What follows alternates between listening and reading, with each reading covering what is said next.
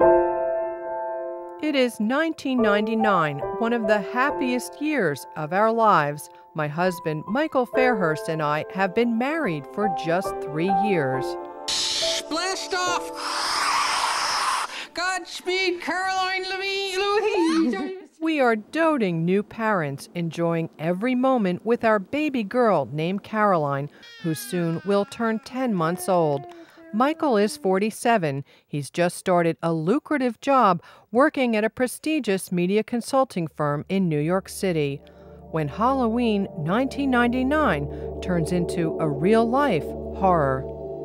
Any movement on the left arm? No, not the arm yet. What started as a bad case of bronchitis is nearly fatal. At the hospital of the University of Pennsylvania in Philadelphia, doctors diagnose acute disseminated encephalomyelitis, or ADEM, whose exact cause is unknown. The dark spot on this CAT scan shows dangerous swelling on the right side of Michael's brain. Is that considered a lot of swelling, what you just saw? Yes, a lot. Like huge. Michael is paralyzed overnight on the entire left side of his body after seizures, heavy-duty treatments with steroids and other drugs, plus spinal taps and a brain biopsy. Michael survives near death, and we celebrate every sign of movement returning. Let's see, where your foot? Just to show off. Good job. The arm is next, I promise. Okay, the arm is next. Good job, Michael. Thank you, honey. Rehab tomorrow or the next day. Right. Though it seems sudden, Michael is sent to Health South Rehabilitation Hospital of Toms River, not far from our home, to begin learning how to walk and use his arm again. Again, pull it up. Just 5 days into rehab, a huge setback. Until now, Michael's mind has been clear, but when a passerby asks him for the baby's name, I am shocked to realize he doesn't know it. Tests are done to see if there's a change for the worse. Unfortunately, there is. How much has helped so much, how much has done so much to mommy, how much someone has just done so much to help somebody, much has done so much to help buddy. This is how Michael emerges from round 2 of his critical illness after being rushed back to HUP. There is a huge amount of new swelling now on the left side of the brain, causing severe cognitive impairment. With my brother Richard, Caroline, and my mother Dorothy by my side, we spend a truly bizarre Thanksgiving Day at the hospital. Today's Thanksgiving, honey. Thanksgiving time of us, absolutely. After 10 days of new treatments, including plasmapheresis, which purifies the blood, Michael goes to rehab again, this time staying in Philadelphia, just in case there's another setback. All right, very nice. My father, Bernard, and I watched this disturbing occupational therapy session in which Michael struggles to put on a button-down shirt.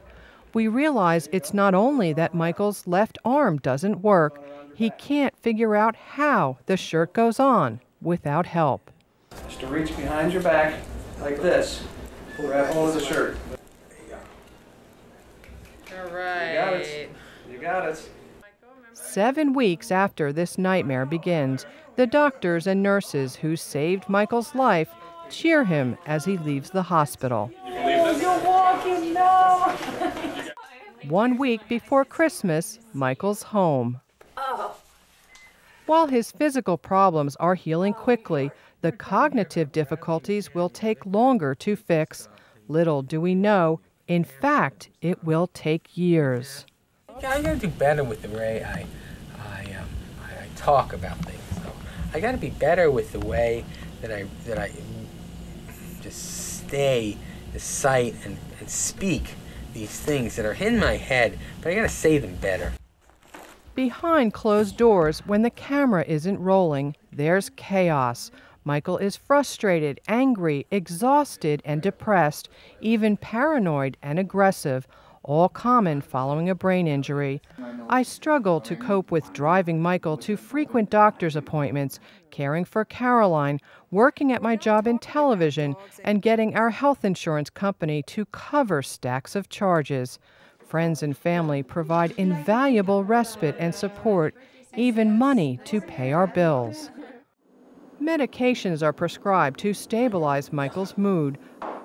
A gifted cognitive therapist named Rona Paul Cohen is a lifesaver, at times providing daily support. Gradually, while years go by, Michael heals. 3.5 years post-illness, Michael ventures back into the community, becoming a first aid squad volunteer. His own harrowing experience awakens in him a profound desire to help others. This is a real-life test of Michael's ability to function under pressure, which he passes with flying colors. Sometimes the hardest part is getting to the scene with all the traffic and people walking in and out and in front of the ambulance and stuff. He does it. He remains calm and keeps focused. 4.5 years post-illness, Michael begins volunteering at Health South, the hospital where he once was a patient for 5 days. With great empathy, he assists in occupational and physical therapy sessions, helping people overcome their disabilities. At last, he's found his niche. Michael has been a joy to our lives. He has brought a dimension to me that gives me hope and inspiration. Joe relates to him, and he just looks in his eyes like, you've been there, and I can do it too. In brain injury recovery, every case is unique. Good therapy, time, and hope all play their roles. Nearly 8 years post-illness, Michael is hired by Health South as a full-time employee. It's a huge victory, a critical, hard-won step in restoring self-esteem. I feel like I'm re-entering society. That's a good feeling. In time, life comes full circle when first my mother and then my father are patients at Health South, giving Michael a chance to support 2 loved ones who once helped him. Our family feels whole again. 10 years after that fateful Halloween, we are grateful for our many blessings, especially good health.